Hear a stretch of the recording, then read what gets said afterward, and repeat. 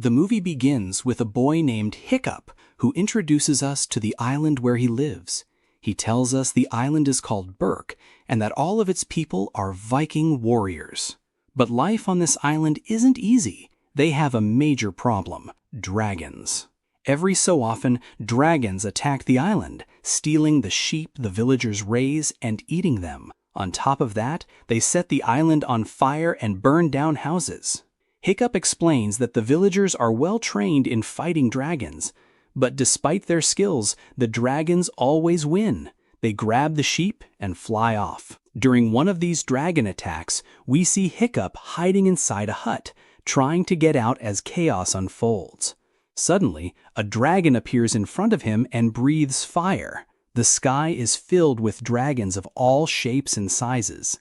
Hiccup runs through the madness, trying to survive. He tells us the villagers have set traps and built defenses against the dragons, but they still fail. The dragons keep coming back stronger each time.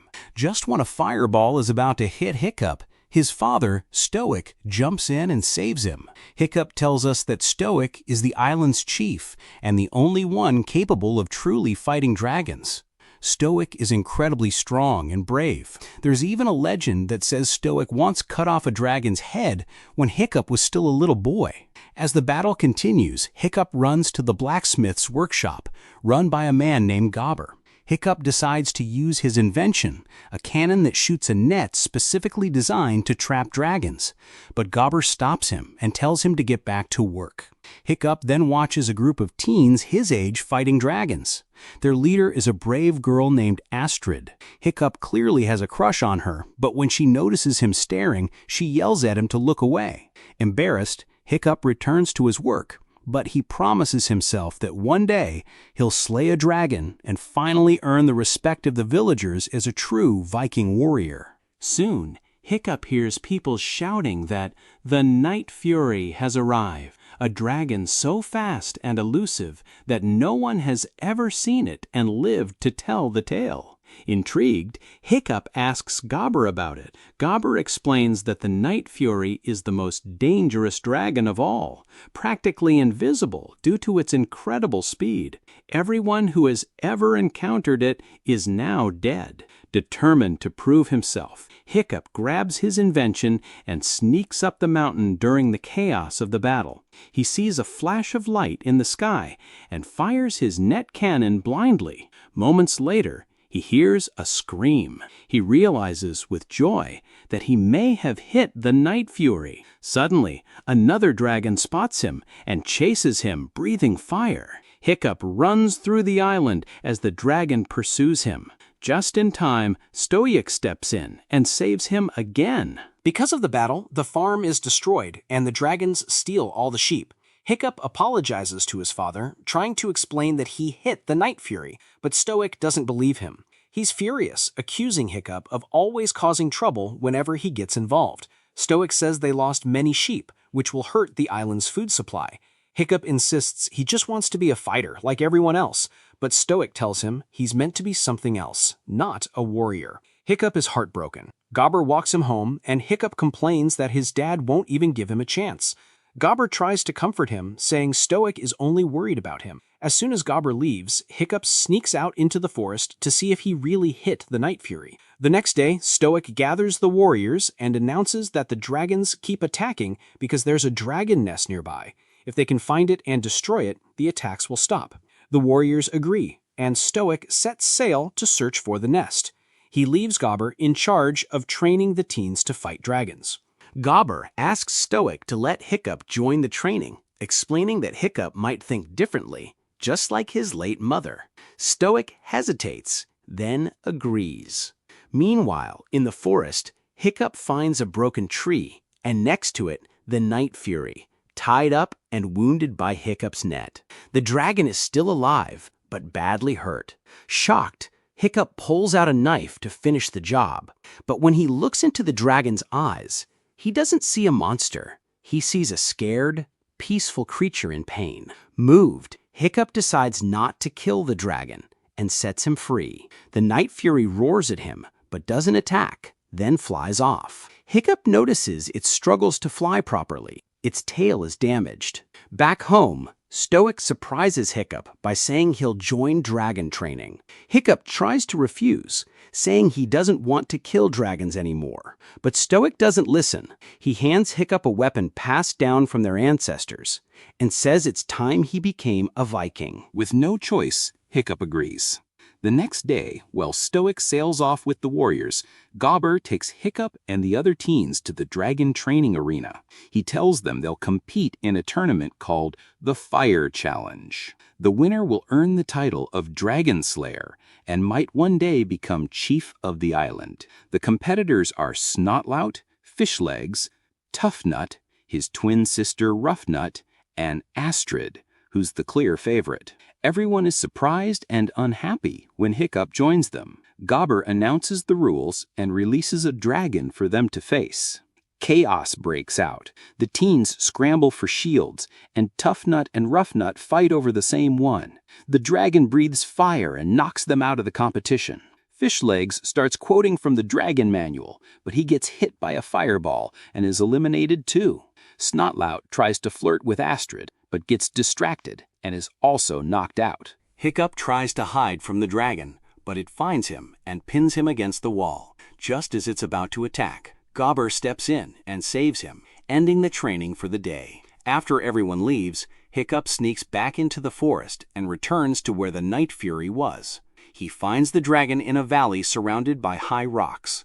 He realizes the dragon can't fly properly because part of its tail is missing. Hiccup pulls out his sketchbook and begins drawing the dragon, but when his pencil falls, the dragon senses him and prepares to attack. Terrified, Hiccup runs away. That night, Gobber gives the trainees tips on how to survive future challenges. He recommends they read the legendary Dragon Manual, which has detailed information on all types of dragons. Fishlegs is thrilled. He's the only one who has actually read the entire book. The rest aren't interested and leave. Hiccup tries to talk to Astrid about it, but she shuts him down. She tells him dragons are dangerous monsters and they attack the island because humans invaded their territory. Hiccup says maybe dragons are just defending themselves, but Astrid doesn't like his thinking. She accuses him of being spoiled because he's the chief's son and doesn't understand real danger. She tells him she grew up poor and worked hard to become a warrior. If fighting dragons is what it takes to protect their people, she'll do it, even if it costs her life. She even declares that one day she'll be chief of the island. Hiccup says his dad would love that. He's always wished for a child like her. After she leaves, Hiccup looks through the dragon manual and finds pages on all the dragons except the Night Fury. That page is blank except for one warning: avoid the Night Fury at all costs. Confused, Hiccup wonders why the dragon didn't hurt him. Meanwhile, Stoic and his warriors reach the area where the dragon nest is supposed to be, but they find only mist. Suddenly, dragons attack from underwater, destroying many of their ships. Then more dragons appear in the sky. Outnumbered, Stoic orders a retreat, realizing they've walked into a trap. Back on the island, the trainees face a new dragon. Gobber tells them is fast, smart, but has one weakness: poor vision. The trainees ignore this advice and assume the battle will be easy. One by one, they all get knocked out except Hiccup. Using Astrid's distraction, Hiccup throws a flower the dragons hate to make the dragon sneeze, then easily sends it back to its cage. The others are stunned. Later, Hiccup returns to the Night Fury with a fish. The dragon is still unsure about trusting him. When it notices Hiccup's knife, he sets it down and steps back to show he means no harm. The dragon eats the fish and offers half of it back, a sign of trust. Hiccup names him Toothless after noticing his gums lack sharp teeth. From there, their bond deepens. Hiccup makes a prosthetic tail fin for Toothless and begins flying with him. Their relationship evolves, and Hiccup starts using the tricks he learns from Toothless in dragon training, winning every challenge without violence, impressing everyone, including Astrid.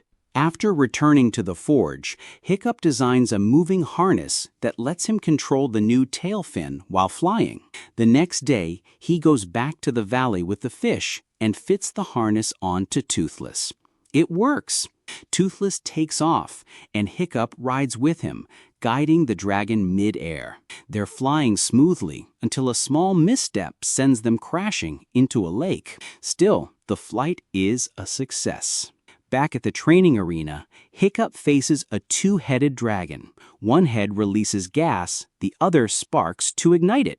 It creates a dense cloud of smoke. Hiccup hesitates, but manages to calm the dragon and send it back to its cage. His secret? He's hiding an eel, a type of fish dragons fear, as he learned from Toothless. The others are stunned by how easily he handled it. Even Gobber can't believe it. Later, Hiccup creates a final version of the harness, and now he can fly and control Toothless perfectly. After one of their flights, he notices Toothless sneezing and acting nervous. There are strange flowers nearby. Hiccup realizes dragons hate these flowers and keeps one for future use. During the next arena battle, Hiccup uses the flower against a dragon. It keeps sneezing until Hiccup easily subdues it. Meanwhile, Hiccup continues bonding with Toothless. He discovers that when he places his hand under Toothless's neck, the dragon falls asleep instantly.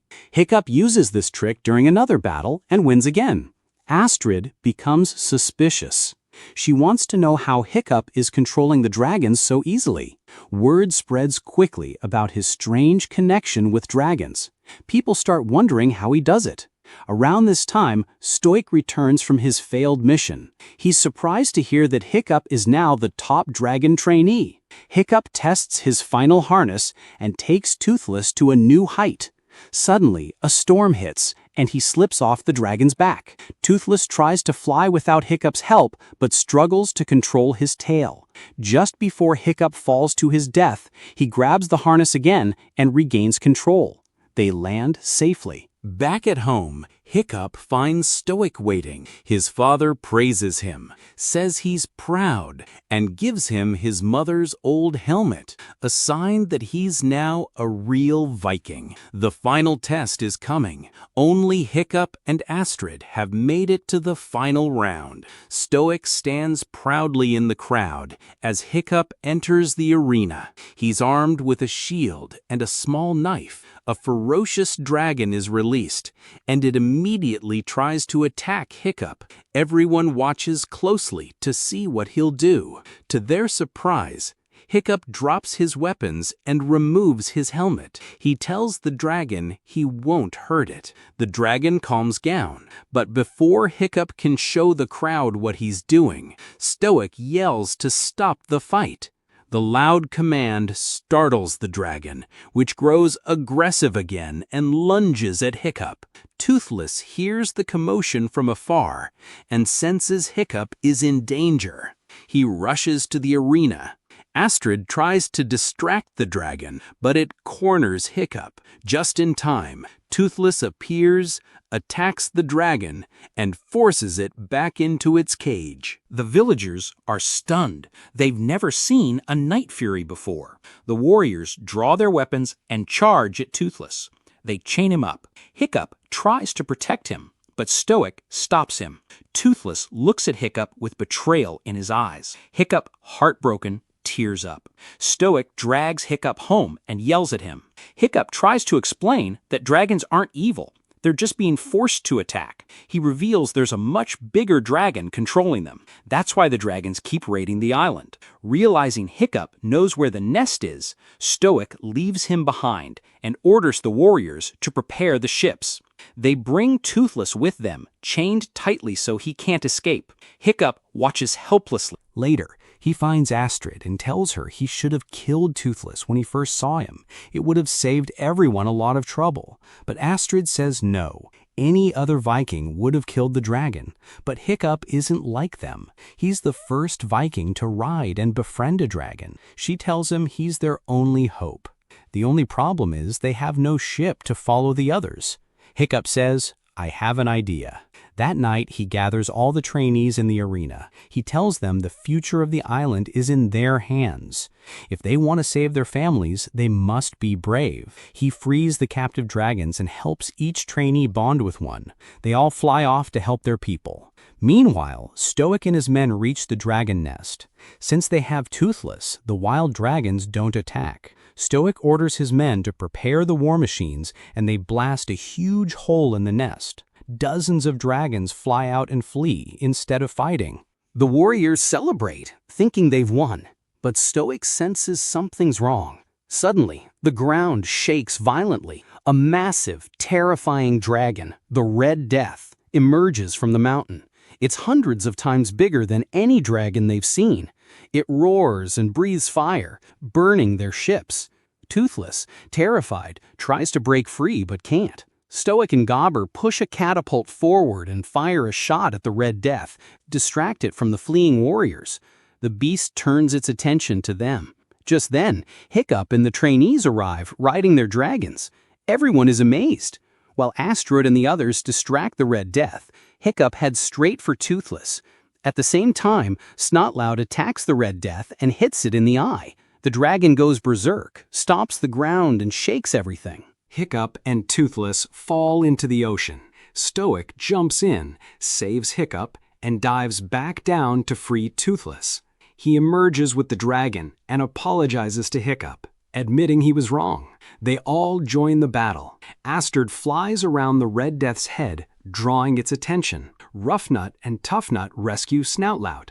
At one point, the Red Death grabs Astrid's dragon's tail. She jumps into its mouth and starts hitting its teeth until it releases her dragon. As it prepares to burn her alive, Hiccup and Toothless swoop in just in time to save her. Now it's time for the final showdown. Hiccup and Toothless engage the Red Death in aerial combat. Toothless blasts its wings with fireballs, weakening it. The beast fights back and burns Toothless's tail. But Hiccup pushes him to fly faster, dodging fireballs. At the last second, Hiccup orders a fireball straight into the dragon's mouth. Boom! A massive explosion erupts from within. Hiccup and Toothless try to escape, but they get clipped by the Red Death's tail, and Hiccup falls into the flames. Toothless dives in after him. The flames die out. Smoke fills the sky. No one can see a thing. Stoic walks through the wreckage, searching for Hiccup, but there's no sign of him. He sees Toothless lying on the ground and assumes the worst. Overcome with emotion, Stoic weeps, blaming himself for not protecting his son. Astrid puts a hand on his shoulder, tears in her eyes. Suddenly, Toothless lifts his wing, and there's Hiccup underneath. Stoic runs and hugs his son tightly, overwhelmed with joy. Everyone celebrates. Stoic thanks Toothless for saving his boy. Sometime later, Hiccup wakes up in bed. Toothless is beside him. When Hiccup tries to stand, he realizes his leg is gone, replaced by a wooden and metal prosthetic. He's sad for a moment, but then he smiles. It's a symbol of his bravery and sacrifice. Toothless helps him walk, keeping him balanced. Hiccup steps outside and is amazed. The island has changed. It's beautiful now. Dragons live peacefully with the villagers. Everyone's happy. Astrid walks up and tells Hiccup she loves him. He smiles and takes off with her, the trainees and their dragons. They soar through the skies around Berk, flying joyfully, free at last. And that's how the movie ends.